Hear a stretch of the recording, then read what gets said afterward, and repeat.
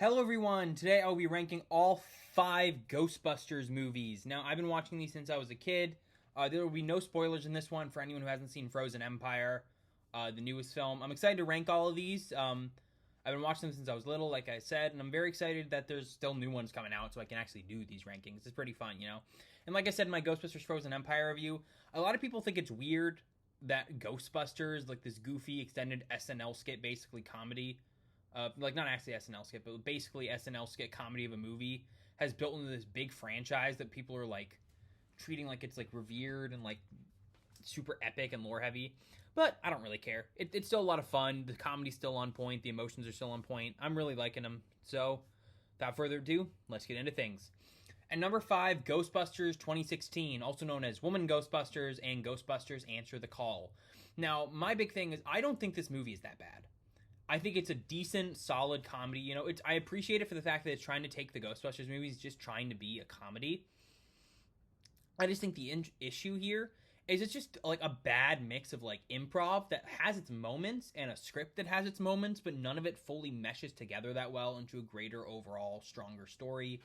The villain is weak, a lot weaker than the original Ghostbusters. And I think there are definitely strong moments of comedy here and there. I think all of these lead actresses and then like most of the cast, like Chris Hemsworth, they're all talented. You know, I like Kate McKinnon, Melissa McCarthy, Kristen Wiig, for the most part, Leslie Jones. They're all very talented. They all have great moments. It's just they don't soar as high in this movie. Kate McKinnon's still mostly pretty funny though. Chris Hemsworth has some solid moments.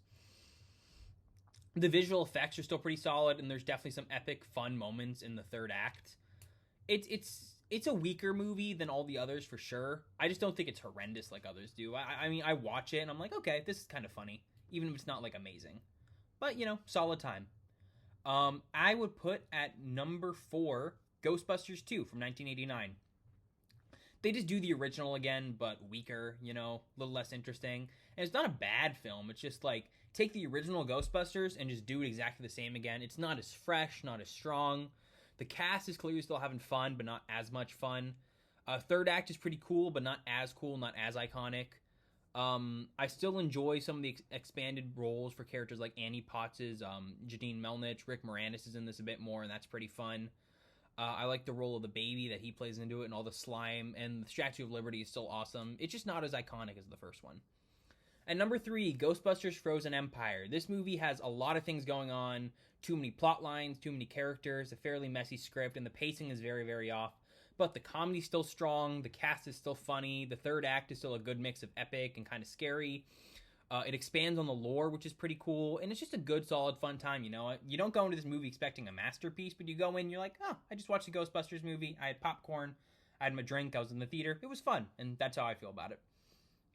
And number 2, Ghostbusters Afterlife. I really, really enjoy this film. I know some people don't, but I think it's very strong with the emotions, with the nostalgia, with the comedy, with like a great atmosphere. It's a lot of fun. The whole cast is great, especially McKenna Grace. I think Paul Rudd's pretty funny. It's great to see the OGs again.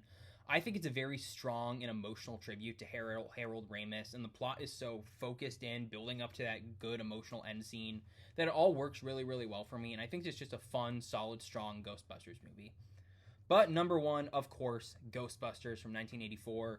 What a lightning in the bottle, amazing comedy. It's a funny premise with an outstanding cast, a great amount of improv, a strong script, good direction, fantastic VFX and puppet work, and everything about it is just so iconic. And every time I watch this movie, I just have a big grin on my face the whole time. Bill Murray, Dan Aykroyd, Harold Ramis, Ernie Hudson, Sigourney Weaver, Rick Moranis, Annie Potts, everybody is just so, so great in this film. It's an iconic movie. It can't be beat, and I just love it so much. Anyways, I hope you guys liked the video. That's my ranking of all 5 Ghostbusters movies. Coming up next week is my ranking of Godzilla x Kong, The New Empire. Hope you guys liked the video. See you all then. Bye for now.